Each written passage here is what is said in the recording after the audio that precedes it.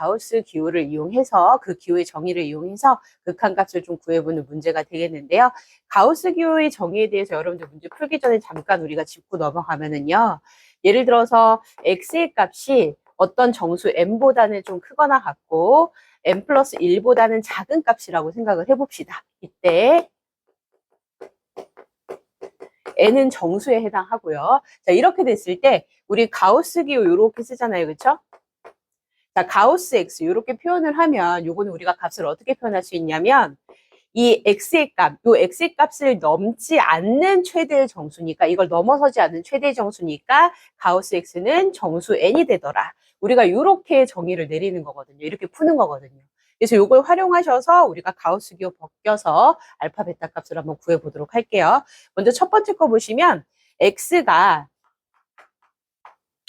2보다 큰 쪽에서 2로 가까이 가고 있습니다. 그렇죠? 이런 식의 상황이라면 x 플러스 2는 어떨까요? 자, x가 얘네들 값이 2보다 큰 쪽에서 2로 가까이 간다. 여기다 뭐 2를 덧셈을 하시면 당연히 4보다 큰 쪽에서 4로 가까이 가겠죠. 그렇죠?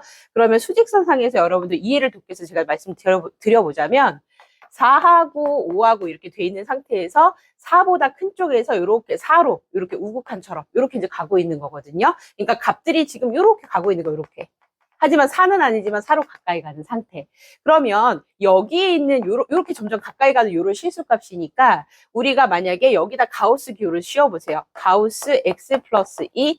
자, 요렇게 한번 우리가 가우스를 씌워본다면 요거는 4.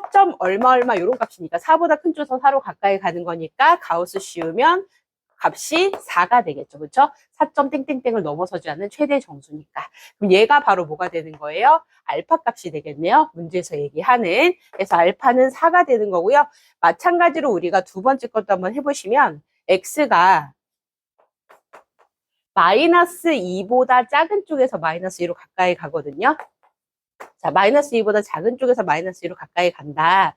이런 식의 상황일 때 우리가 x-2에다 가우스 씌워서 우리가 극한값을 한번 구해볼 건데 자, 지금 여기 x의 값이 마이너스 2보다 작은 쪽에서 마이너스 2로 가까이 가요. 그렇죠? 그럼 요거는 결국에 어떻게 될까? 얘네들은 마이너스 4보다 작은 쪽에서 마이너스 4로 가까이 가겠죠. 그렇죠?